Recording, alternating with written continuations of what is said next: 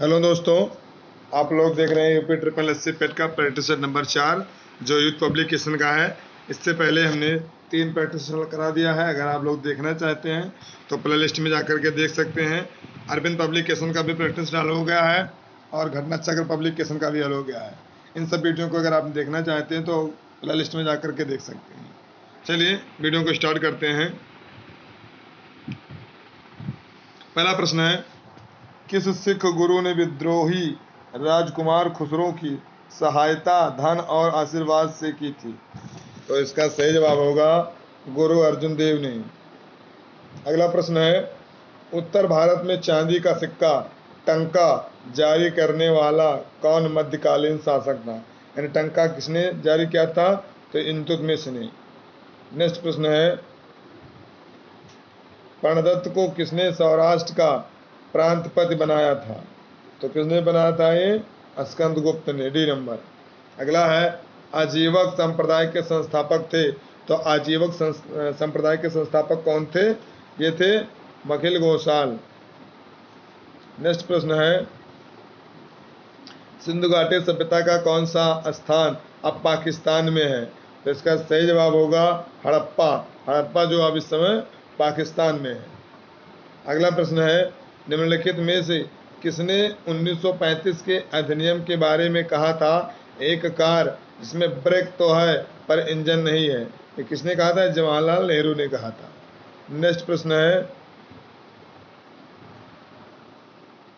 1919 के भारत सरकार अधिनियम के द्वारा क्या किया गया है? सांप्रदायिक निर्वाचक मंडल का विस्तार किया गया। नेक्स्ट प्रश्न है, निम्नलिखित में से किसने सांप्रदायिक अधिनिर्णय घोषित किया है? इसका सही जवाब होगा ए नंबर, रैमजे मैकडोनाल्ड। नेक्स्ट प्रश्न है, जलियांवाला बाग हत्याकांड की जांच के लिए बनाई गई समिति का नाम था? तो क्या नाम था इसका? Hunter commission. अगला प्रश्न है, बंग भंग के बाद कौन सा आंदोलन शुरू हुआ था? तो बंग भंग के बाद में स्वदेशी आंदोलन शुरू हुआ था।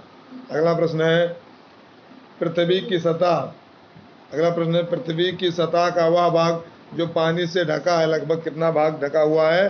2/3। अगला प्रश्न है, निम्नलिखित में से किस एक महाद्वीप में उसके संपूर्ण क्षेत्रफल में मैदानी भाग का प्रतिशत सबसे अधिक है? तो इसका सही जवाब है यूरोप का। अगला प्रश्न है, लातूर किस प्रांत में है? तो लातूर आपका महाराष्ट्र में है। अगला है, पीर पंजाल श्रेणी पाई जाती है? तो पीर पंजाल जो श्रेणी है यह आपकी जम्मू और कश्मीर में पाई जाती है। अगला प्रश्न है, 2011 में देश के निम्नलिखित राज्यों में से साक्षरता दर सबसे कम थी? तो सबसे कम किसकी साक्षरता दर थी? बिहार की। अगला प्रश्न है, भारत के आर्थिक सुधार का जनक किसे कहा जाता है? तो आर्थिक सुधार का जनक मनमोहन सिंह को कहा जाता है। नेक्स्ट प्रश्न है, भारत में छिपी हुई बेरोजगारी यानी प्रच्छन्न बेरोजगारी मुख्य रूप से संबंधित है? तो इसमें आपको बताना है, 4 ऑप्शन दिया है। पहला कृषि क्षेत्र, दूसरा ग्रामीण क्षेत्र, तीसरा है विनिर्माण क्षेत्र, चौथा है शहरी क्षेत्र। फिर लिखा हुआ है नीचे दिए गए कूट की सहायता से उत्तर चुनिए। तो इसका सही जवाब बताना है आपको कौन सा है? तो इसमें डी नंबर से, यानी पहला कृषि क्षेत्र से है और ग्रामीण क्षेत्र से है। नेक्स्ट प्रश्न देखते हैं। नेक्स्ट प्रश्न है, निम्नलिखित में से किस उत्पाद को हरित स्वर्ण ग्रीन गोल्ड कहा जाता है? तो किसे कहा जाता है? ये बांस को कहा जाता है। अगला प्रश्न है, बैंकों के नगद कोष अनुपात में कमी का प्रभाव होता है? तो इसका सही जवाब होगा आपका डी नंबर, उपरोक्त सभी, यानी बैंकों की आय में वृद्धि, बैंकों के द्वारा प्रतिभूतियों की मांग में वृद्धि और बैंकों को शाखा प्रसार के लिए अधिक धन की उपलब्धि। नेक्स्ट प्रश्न है, हिंदू समृद्धि दर का संबंध किस समृद्धि दर से है? तो सही जवाब इसका होगा ए नंबर, सकल राष्ट्रीय उत्पाद जीडीपी से। अगला प्रश्न है, पंचायत के सरपंच का चुनाव कैसे होता है? तो इसका सही जवाब होगा बी नंबर, पंचायत के पंचों के द्वारा। देखिए अगला प्रश्न है, राष्ट्रपति को निम्नलिखित आधार पर महाभियोग की प्रक्रिया द्वारा उसके पद से हटाया जा सकता है। तो इसका सही जवाब है संविधान के अतिक्रमण या उल्लंघन पर। अगला प्रश्न है, भारत में प्रजातंत्र इस तथ्य पर आधारित है कि सी नंबर जनता को सरकारों को चुनने तथा बदलने का अधिकार प्राप्त है। अगला प्रश्न है, निम्नलिखित मौलिक अधिकारों में से कौन सा केवल भारतीय नागरिकों को ही उपलब्ध है। इसका सही जवाब होगा बी नंबर अवसर की समानता यानी सार्वजनिक सेवा योजना के संबंध में। नेक्स्ट प्रश्न है, भारत के संविधान की प्रस्तावना में कितने प्रकार के न्याय, स्वतंत्रता, समानता एवं भातृत्व का उसी क्रम में उल्लेख किया गया है। इसका सही जवाब होगा आपका ए नंबर। नेक्स्ट प्रश्न है, ऊर्जा के विकल्प के रूप में किस स्वरूप को स्वीकारा जाता है। तो किसे स्वीकारा जाता है, हाइड्रोजन को। नेक्स्ट प्रश्न है, निम्नलिखित में से किस एक का निर्माण हमारे शरीर में नहीं होता है। तो इसका सही जवाब होगा ए नंबर विटामिन ए का निर्माण हमारे शरीर में नहीं होता है। अगला प्रश्न है, निम्नलिखित में से कौन सा पहला सफल क्लोन जंतु था। तो कौन था आपको बताना है, भेड़। नेक्स्ट प्रश्न है, दूध का पीएच मान कितना होता है। तो दूध का पीएच मान 6.6 होता है। अगला प्रश्न है, चुंबकीय सुई किस तरफ संकेत करती है। तो चुंबकीय सुई जो है वो उत्तर की तरफ संकेत करती है। नेक्स्ट प्रश्न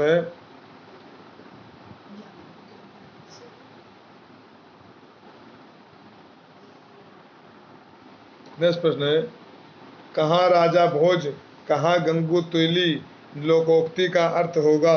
तो इसका अर्थ क्या होगा, आपका सही जवाब होगा ए नंबर यानी विशिष्ट और सामान्य व्यक्ति की तुलना। नेक्स्ट प्रश्न है, निम्नलिखित प्रश्नों में 4 विकल्पों में से उस विकल्प का चयन करो जो दिए गए शब्दों का सही स्त्रीलिंग वाला विकल्प है। तो हंस का स्त्रीलिंग क्या होता है ये आपको बताना है। तो हंस का हंसनी होता है, हंसनी। नेक्स्ट प्रश्न है, निम्नलिखित में से अशुद्ध वाक्य छांटिए।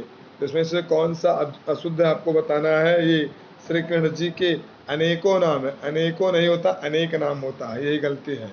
नेक्स्ट प्रश्न है, वृष भानुजा किस शब्द का समानार्थी है। तो वृष भानुजा जो है राधा का समानार्थी शब्द है। अगला प्रश्न है,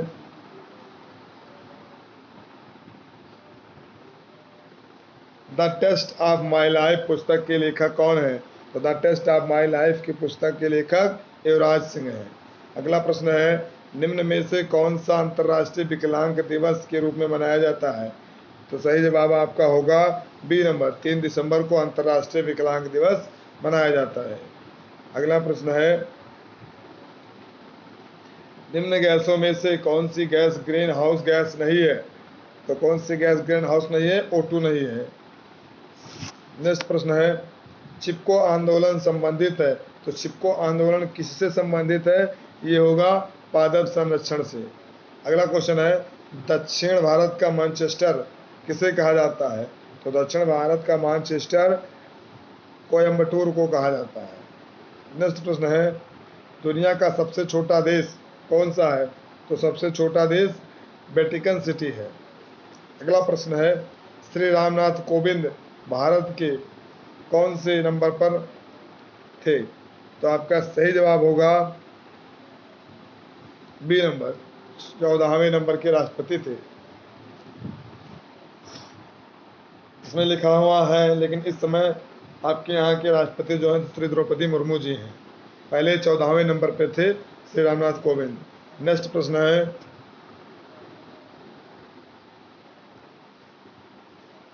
भारत के नवपाषाण काल गुफा चित्रकारी कहाँ मिलती है।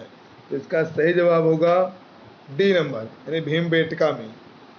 नेक्स्ट प्रश्न है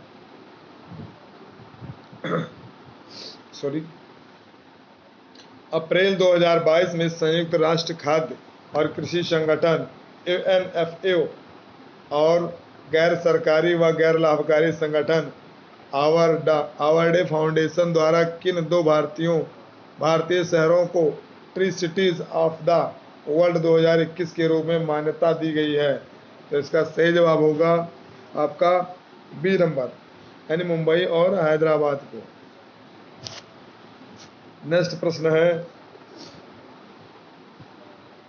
अप्रैल 2022 में दीमा हसाओ जिले में कई महापाषाण कालीन पत्थर के जार मिले हैं।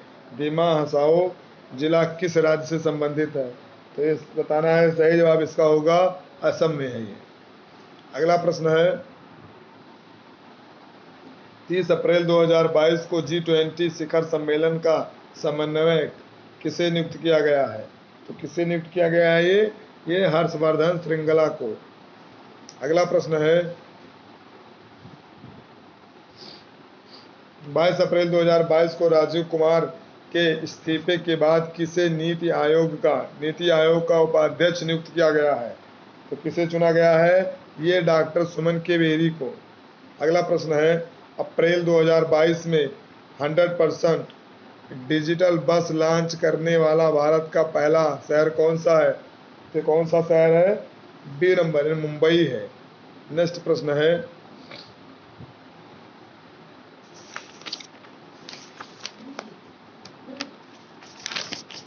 आपको बताना है किस राज्य सरकार ने इस वर्ष 14 अप्रैल को डॉक्टर भीमराव अंबेडकर जयंती को समानता दिवस के रूप में मनाया है? तो सही जवाब इसका होगा आपको बताना है ए नंबर तमिलनाडु ने। नेक्स्ट प्रश्न है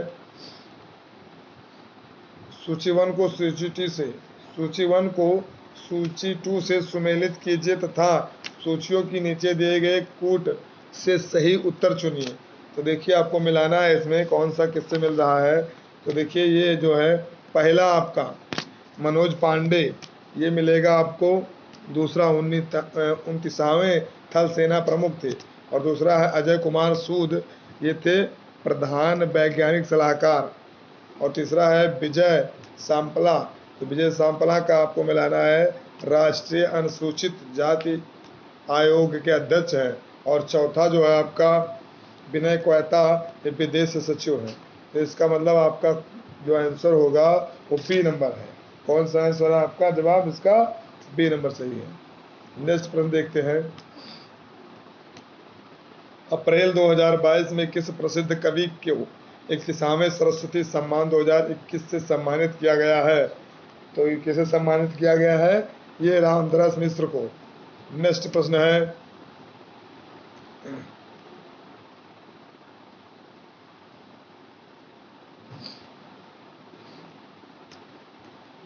ये हो गया था, ये रामदास मिश्र वाला भी हो गया। चलिए देखते हैं 67 नंबर अप्रैल 2022 में उत्तर प्रदेश के किस शहर को इंडिया स्मार्ट सिटी अवार्ड के तहत 4 श्रेणियों में पुरस्कार दिया गया है?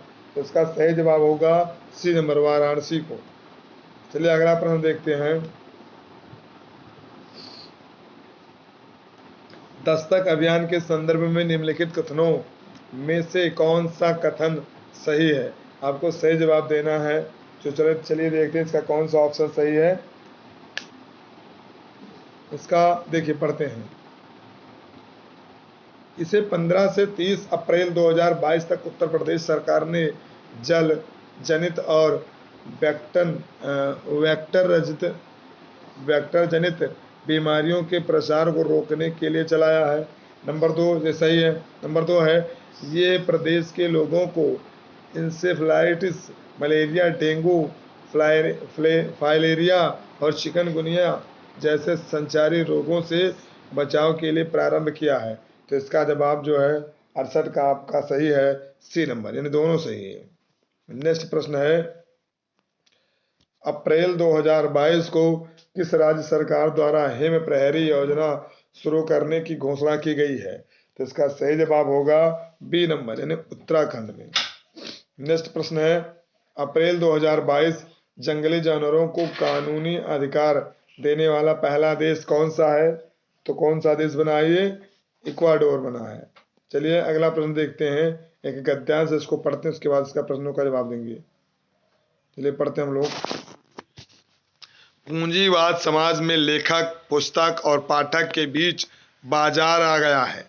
इस बाजार के कारण लेखक का पाठक से सीधा संबंध नहीं रह पाता। इसलिए मार्क्स ने कहा है कि पूंजीवादी समाज में कला, साहित्य व लेखक के लिए एलिनेशन की समस्या सबसे बड़ी है। पुराने समाज में कला व कलाकार अपने समाज से पूरी तरह जुड़े थे। कला की रचना और सुरक्षा दोनों का दायित्व समाज का था। बाद में कला दरबार में आई, कला और कलाकार का क्षेत्र संकुचित हुआ। कह सकते हैं कि इसमें उसका अजनबीपन या एलिएशन और बढ़ा। तो चलिए इनको प्रश्नों का जवाब देते हैं। तो पहला प्रश्न है, पूंजीवादी समाज में लेखक और पाठक के बीच में आ गया है। तो क्या आ गया? आपका जवाब होगा ये बाजार आ गया है। अगला प्रश्न है, पुराने समाज में कला की सुरक्षा का दायित्व किसका था? तो किसका था आपको बताना है। डी नंबर, ये समाज का था। अगला प्रश्न है, कला क्षेत्र का संकुचन का आशय है। कला क्षेत्र का संकुचन का आशय किससे है? तो इसका सही जवाब होगा ये है कला का दायरा सीमित होना। नेक्स्ट प्रश्न पढ़ते हैं, अजनबीपन का आशय क्या है? तो अजनबीपन का आशय होता है एकाकीपन। नेक्स्ट प्रश्न है, गद्यांश का सर्वाधिक उपयुक्त शीर्षक कौन सा है? तो इसका उपयुक्त शीर्षक होगा कला में पूंजीवाद। चलिए अगला गद्यांश पढ़ते हैं, उसके बाद जवाब दिया जाएगा इसका। ईर्ष्या का काम जलाना है, मगर सबसे पहले वह उसी को जलाती है जिसके हृदय में उसका जन्म होता है। आप भी ऐसे बहुत से लोगों को जानते होंगे जो ईर्ष्या और द्वेष की साकार मूर्ति हैं, जो बराबर इस फिक्र में लगे रहते हैं कि कहाँ सुनने वाले मिले कि अपने दिल का गुबार निकालने का मौका मिले। श्रोता मिलते ही उनका ग्रामोफोन बजने लगता है और वह बड़े ही होशियारी के साथ एक एक कांड इस ढंग से सुनाते हैं मानो विश्व कल्याण को छोड़कर उनका और कोई ध्येय नहीं हो। मगर जरा उनके अपने इतिहास को भी देखिए और समझने की कोशिश कीजिए कि जब से उन्होंने इस सुकर्म का आरंभ किया है, तब से वे अपने क्षेत्र में आगे बढ़े हैं या पीछे हटे हैं। ये भी कि अगर वे निंदा करने में समय और शक्ति का अपव्यय नहीं करते तो आज उनका स्थान कहाँ होता। चलिए प्रश्नों का जवाब देते हैं। आप लोग देखिए इसका, ईर्ष्या का काम क्या है? तो आप लोगों ने इसमें पढ़ा गद्यांश में और पता भी होगा। चलिए बताते हैं इसका कौन सा जवाब सही होगा। तो इसका जवाब क्या है सही? सी नंबर, जलाना है। ईर्ष्या का काम क्या है? जलाना है। अगला प्रश्न, गद्यांश में उपयुक्त ध्येय का अर्थ क्या है? तो ध्येय का अर्थ होता है लक्ष्य। अगला प्रश्न है, गद्यांश में ईर्ष्यालु व्यक्ति की क्या होती है? तो सही जवाब होगा खिल्लियां उड़ाई गई हैं। नेक्स्ट प्रश्न है, अपव्यय। अपव्यय का क्या अर्थ होता है? तो अपव्यय का अर्थ होता है फिजूल खर्च। नेक्स्ट प्रश्न है, गद्यांश का उपयुक्त शीर्षक क्या होगा? तो इसका उपयुक्त शीर्षक होगा ईर्ष्या। चलिए ये वीडियो हमारा समाप्त होता है यहीं पर। अगले सेशन में हम मिलेंगे आपको अगले प्रैक्टिस सेट के साथ। अगर आप लोगों को हमारा वीडियो समझ में आया हो तो लाइक कीजिए, शेयर कीजिए और सब्सक्राइब कीजिए ताकि सभी लोगों का कल्याण हो सके। और पेपर अब बहुत कम समय बचा हुआ है, इसलिए आप लोग नियमित रूप से बने रहिए और हम डेली का डेली प्रैक्टिस सेट लाते रहेंगे। तो हमारा ये अनुरोध है कि ज़्यादा से ज़्यादा लोगों के पास में शेयर कीजिए। चलिए तब तक के लिए धन्यवाद।